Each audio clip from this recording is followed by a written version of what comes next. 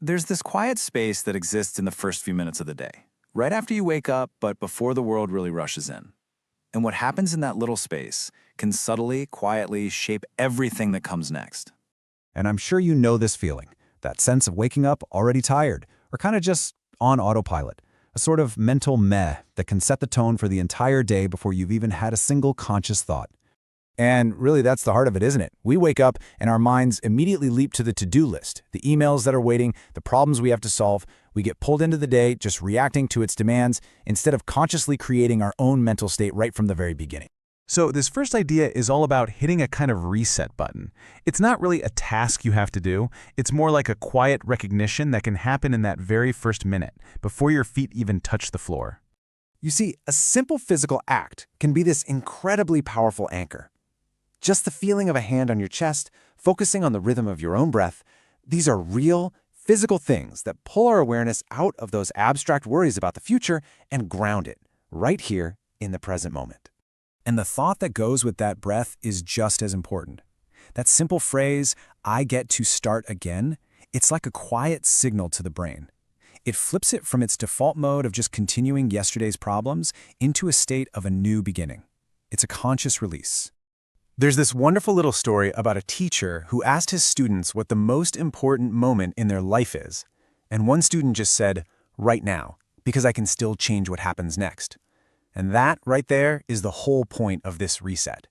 It's a return to the only point of power we ever really have, this present moment. And that leads us to the next idea, which is really about perception. It's about how the mind can be gently trained to see the world a little differently, not through force, but just through focus. It's a funny thing about the human mind. It can be pretty skeptical of big, abstract ideas like, "I'm grateful for my life." But it deeply, deeply believes in things it can feel, in concrete experiences. And that's why this idea of gratitude works so much better when it's specific, when it's about something you can almost touch or feel. So it's not just gratitude for the morning. It's about noticing this one specific thing, maybe the little dust motes dancing in that single beam of light. Or maybe it's that rich, earthy smell filling the kitchen, that promise of the warmth that's coming. And sometimes it's the most profound and simple observation of all. Just the quiet miracle of another day. When we keep directing our mind's attention to these small, positive details, it's a lot like training a puppy. At first, its attention is all over the place, but over time, that gentle repetition actually strengthens the neural pathways for positive scanning. The brain just starts looking for these things on its own, rewiring our default perception. Okay, so this brings us to this really fundamental connection between our inner world and our outer world. The idea that our emotional state isn't just in our heads, it lives and it breathes in our bodies. Think about it. When we're physically still, our thoughts can get caught in these repetitive loops of worry or tiredness. A stuck body can really lead to a stuck mind. But even just a minute of simple movement, a little stretch, whatever, it can break that pattern. It introduces a sense of flow and possibility back into our thinking. It's a funny question, but it's actually pretty profound. I mean, have you ever tried it? The answer's probably no. It's almost impossible. The body's expression of joy can literally override the mind's instruction to be upset. Our body has a really powerful voice in that emotional conversation. So how can we give our day a gentle sense of direction, but without all the pressure of some huge, ambitious goal? Well, that's where this next idea comes in, the power of small, incremental progress.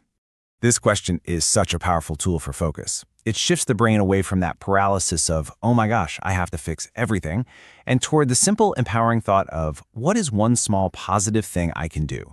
It just removes the pressure and invites a little forward movement. And the number itself, 1%, that's the magic. Psychologically, when we aim for some massive transformation, it can actually trigger our brain's resistance to change. But 1%? That's so small, it just bypasses that resistance. It feels possible. It feels doable. And because it feels doable, it gets done. There's this great story of a friend who was completely burned out, and his 1% action was just to take a walk. Now, that one walk didn't change his life, but doing it again the next day and the day after that, that consistency was life-changing. It compounded over time, from a simple walk into a habit, which brought him clarity and eventually this whole new sense of confidence. The small things really do become the big things. All right, so this brings us to the final and maybe the most crucial observation of all. This is the piece that really holds everything else together, especially when the day, inevitably brings its own challenges. So a positivity anchor isn't about ignoring reality or pretending that problems don't exist. Not at all. It's a decision you make ahead of time. It's about deciding, before the chaos hits, where you are going to choose to place your focus and your energy. It's really a strategic act of mental preparation. This is the core statement. Saying this in the morning is like setting a compass for your mind.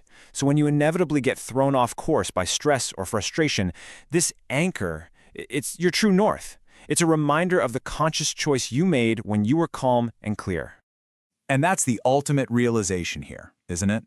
A consistently positive outlook, it isn't a matter of luck or circumstance. It's a skill. It's the result of having an internal anchor that's so strong that it holds steady, even when the external storms are raging. So I'll just leave you with this thought. Those first 5 minutes of your day, they're like a blank canvas. And by shifting from an unconscious reaction to a quiet, conscious choice, you don't just change your morning. You might just change the entire trajectory of the day that follows.